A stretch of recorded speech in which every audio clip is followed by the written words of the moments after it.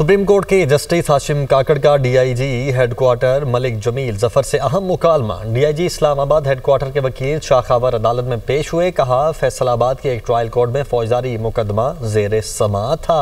हसीब मलिक इस्लामाबाद से हमारे साथ मौजूद हैं। हसीब, बताएगा क्या मुकालमा रहा, किस बेस पर हुआ?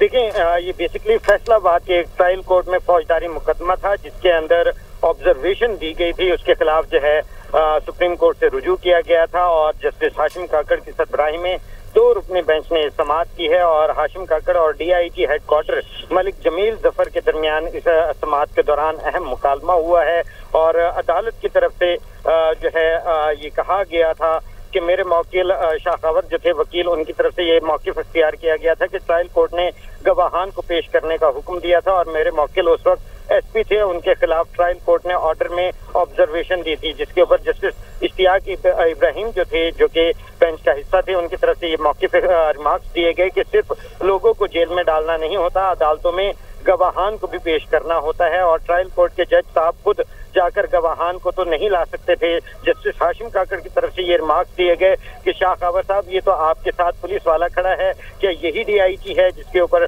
शाखावर की जानिब से जी में जवाब दिया गया, हाँ में जवाब दिया गया।